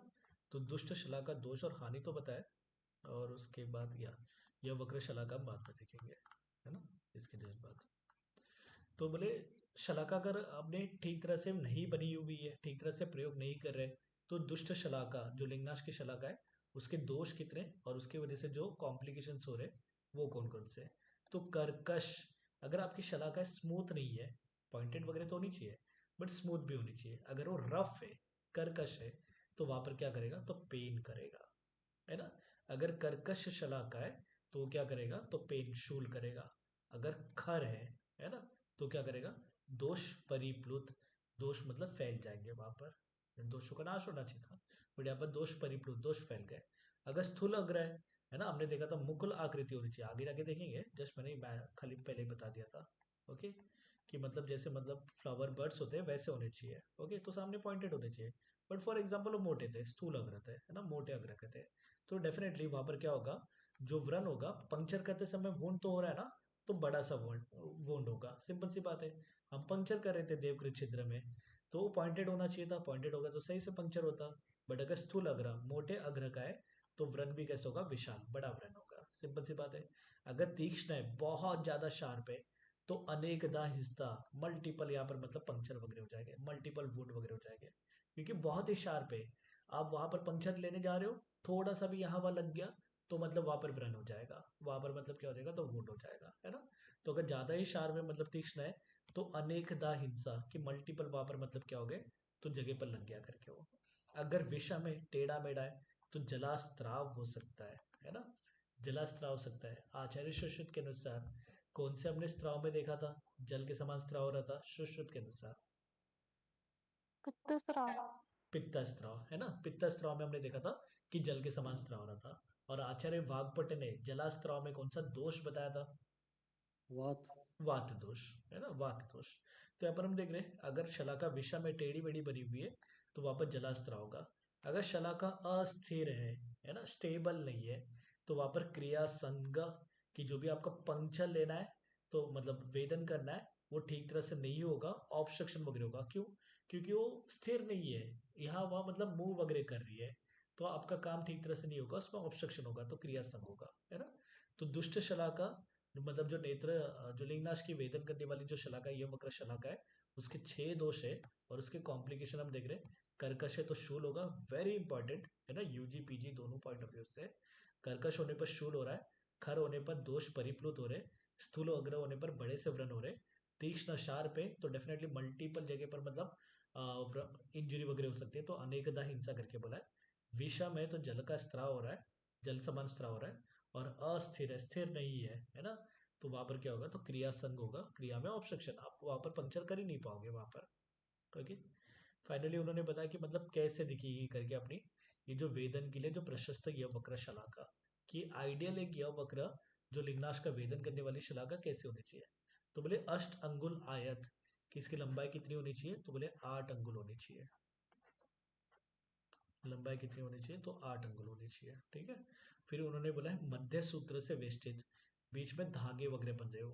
क्यों धागे बने हो, ग्रिप के लिए है ना, ग्रिप के लिए, ताकि अपनी पकड़ ठीक तरह से हो, है ना।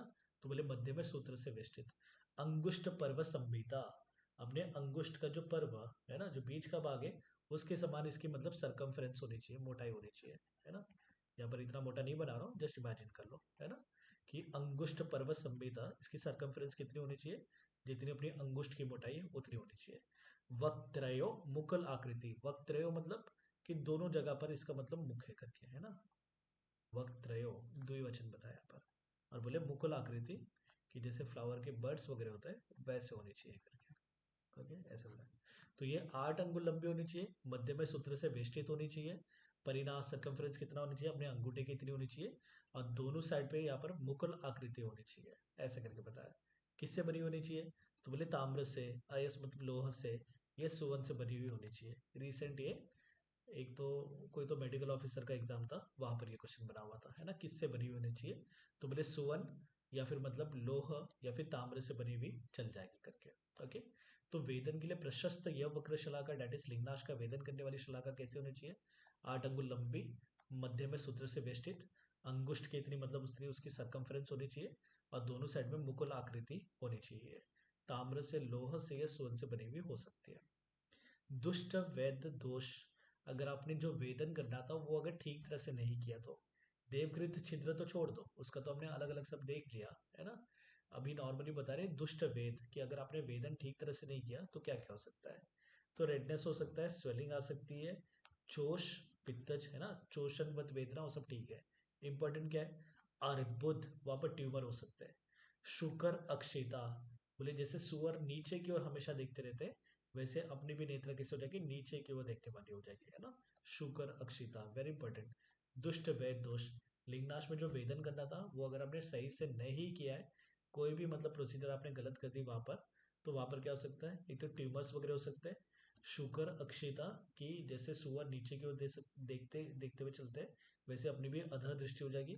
बुध बुध, जल के बबल्स वगैरह जैसे होते हैं वैसे डेवलप हो जाएंगे, और अधिमंत होगा, तो दिस इज इंपॉर्टेंट, अच्छी तरह से याद रखो। राग शोफ चोष वगैरह ठीक है ना। इंपॉर्टेंट यहाँ पर ये क्वेश्चन बहुत बार बना हुआ है। शुक्र अक्षिता, बुध बुध, अधिमंत, अर्बुद, है ना। दुष्ट वैद के दोष इनमें से कौन से नहीं है, अभिषंद, अधिमंत, अर्बुद, बुध बुध, तो आप बोलेंगे अभिषंद नहीं है ना। बाकी अर्बुद है, शुक्र अक्षिता है, शुक्र मतलब सुअर, सुअर जैसे नीचे देखता है हमेशा, कभी रास्ते में देख लेना, सुअर मोस्टली नीचे देख के चलता है, नीचे देख के ही भागता है ना, वैसे रहता है वो। बुध बुध आकृति वगैरह, बबल्स वगैरह फॉर्मेशन हो रहे हैं, अधिमंत वगैरह हो रहा है, ओके। दुष्ट वेद के कारण अगर नेत्र शूल हो रहा है, अगर आपने ठीक तरह से पंक्चर नहीं किया है और उसकी वजह से नेत्र शूल हो रहा है, तो क्या चिकित्सा करोगे, है ना। तो बोले उपनासिका, अपांग और ललाट प्रदेश की स्थित जो सिरा है उसका भेद हम करेंगे, है ना। उपनासिका मतलब नासिका के समीप वाली, अपांग मतलब अपनी आउटर कैंथस वाली, ललाट मतलब अपनी फोरहेड वाली, तो UAL करके हम याद रखेंगे कि उपनासिका, अपांग या ललाट के में जो सिरा है उसका भेद करेंगे, है ना। और अगर अग्निकर्म करना है तो बोले भ्रू, ललाट या शंख प्रदेश में हम वहां पर अग्निकर्म कर सकते हैं। भ्रू मतलब आईब्रो, ललाट इस अपना फोरहेड हुई, शंख मतलब टेम्पोरल, है ना। तो सिरा भेद करना है UAL, है ना, दैट इज अपना उपनासिका, अपांग, ललाट। और अगर दहन कर्म करना है तो BSL याद रखो कि भ्रू, ललाट और शंख, या भ्रू शंख ललाट, यहाँ पर हम क्या करें तो दहन कर्म कर रहे हैं, ओके। उसके बाद बता रहे कि लिंगनाश का शस्त्र कर्म वगैरह सब कर दिया, नेत्र का प्रसादन करने के लिए अंजन कौन सा हम प्रयोग करवाएंगे, तो हम मेष श्रृंग आदि वर्ती का प्रयोग करवाओगे, है ना। तो जैसे रस क्रिया वगैरह बनाते हैं वैसे अपनी वर्ती वगैरह स्वरूप की बात है ना। तो नेत्र का प्रसादन करने के लिए अंजन कौन सा यूज करोगे? लिंग नाश के शस्त्र कर्म के पश्चात की बात चल रही है, तो मेष श्रृंगी आदि वर्ती का अंजन करने के लिए प्रयोग करवाओगे। ये मेष श्रृंगी आदि वर्ती बनाते समय यहाँ पर आप बकरी के दूध की भावना दे रहे हो, ये क्वेश्चन एक बार बन चुका है कि मेष श्रृंगी आदि वर्ती जो नेत्र प्रसादन अंजन के लिए यूज कर रहे हैं, तो वहां पर कौन से दूध की भावना दी गई है? तो आप बोलेंगे अजाशीर की भावना दी गई है ना। और ये बनाने के बाद हम किस में रखेंगे? तो बोले ताम्र के पात्र में रखेंगे 1 सप्ताह तक। ओके, जैसे हमने लेखनीय चूर्ण देखा था, वो हम मेष श्रृंगी के पात्र में रख रहे थे, याद रहेगा अपने को लेखनीय चूर्ण, है ना। मेष श्रृंगी के पात्र में हम रख रहे थे, जो हम में सिरा जाल सिराज पिटिका, है ना, यहाँ पे सब वगैरह हम यूज करते हैं, दैट वाज अपना लेखनीय चूर्ण। ये मेष श्रृंगी आदि वर्ती है, इसको हम क्या करेंगे? बकरी की दूध की भावना देकर बनाएंगे और ताम्र के पात्र में 1 हफ्ते तक पहले हम रखेंगे इसको, उसके बाद हम यूज करेंगे, है ना। और अगर पूछ लिया दृष्टि को स्थिर करने के लिए अंजन कौन सा है? ये तो नेत्र का प्रसादन करने वाली अंजन थी, क्लियर करने वाली थी। और दृष्टि को स्थिर करने वाली अंजन कौन सी है? तो बोलेंगे स्त्रोतोअंजन। मल्टीपल चीज बताइए वहां पर, बट आप स्त्रोतोअंजन यहाँ पर याद रखोगे, है ना। तो यहाँ पर देखो कि स्त्रोतजम विद्रुमम फेनम सागरस्य मनःशिलाम मरीचानिचा तद्वर्ती ही कार्यत चापि पूर्वत दृष्टिस्थैर्यार्थम एतत्तु विद्यात अंजन हितम। बोले दृष्टि में स्थिरता लेके आने के लिए स्त्रोतोंजन विद्रुम, है ना, सागर फेन मतलब समुद्र फेन, okay, that is cuttlefish का बोन, मनःशिला मरीच, है ना, इन सब का मतलब बोले वर्ती वृत्ति बनाकर हम अंजन के लिए प्रयोग करवाओगे। तो अब स्त्रोतोंजन याद रख लो तो भी चल जाएगा, कोई नहीं है, दृष्टि का स्थिरता लेके आने के लिए। दृष्टि का प्रसादन, नेत्र प्रसादन हम देख चुके हैं, है ना। मेष श्रृंगी आदि अंजन था, जिसको हम बकरी के दूध की भावना देकर, है ना, बना रहे थे, और 1 सप्ताह तक हम ताम्र के पात्र में रख रहे थे। बाकी ये तो हमने देख लिया था कि अगर नेत्र में शूल हो रहा है तो वहां पर हम क्या करेंगे? सिरावेद करने के लिए UAL करके हमने याद रखा था, उपनासिका अपांग ललाट इनके सिरावेद कर रहे थे। और वही अगर अपने को अग्निकर्म करना था तो हमने BSL करके याद रखा था कि वहां पर हम क्या कर रहे थे कि जो भ्रू ललाट और शंख है, तो वहां पर हम क्या कर रहे थे? तो दहन कर्म, दैट इज अग्निकर्म कर रहे थे, है ना। इस तरह अपना चैप्टर खत्म हो गया, दृष्टिगत रोग की जो प्रतिषेध है वो अपना हो गया, है ना। कोई doubt you can ask. Important chapter है, UG PG दोनों पॉइंट ऑफ व्यू से अच्छी तरह से याद रखोगे। तिमिर की चिकित्सा, लिंगनाश की चिकित्सा, लिंगनाश में भी कफर लिंगनाश में ही शस्त्र कर्म को उन्होंने ये बोला है, शस्त्र कर्म कर सकते हैं। सभी लिंगनाश आप पे नो डाउट, आचार्य सुश्रुत के अनुसार 6 के 6 लिंगनाश आप पे, बट फिर भी कफर लिंगनाश में उन्होंने शस्त्र कर्म बोला है कि शस्त्र कर्म कर सकते हो करके। जहाँ पर हम मेन तो वेदन कर रहे थे, वेदन करने के बाद हम लेखन भी कर रहे थे वहां पर, ओके। अब वेदन करने के बाद क्या सम्यक उगते, लेखन करने के बाद क्या सम्यक उगते, दे आर वेरी इंपॉर्टेंट, वहां पर कॉमन क्वेश्चन बनते हैं, वो अच्छी तरह से याद रखोगे। फिर हमने जो देखा था देवकृत छिद्र छोड़कर यहाँ वहाँ अगर हमने वेद कर दिया तो उसके लक्षण, उसकी चिकित्सा वो ठीक है। फिर बाद में जो हमने लिंगनाश की जो यवक्त्र शलाका देखी थी कि नॉर्मली कैसी होनी चाहिए, उसके दोष कौन से हैं और उसके दोष की वजह से हानि कौन से हो रहे हैं, दे आर वेरी इंपॉर्टेंट, वहां पर कॉमन क्वेश्चन है, ठीक है। चलो बाय, गुड नाइट।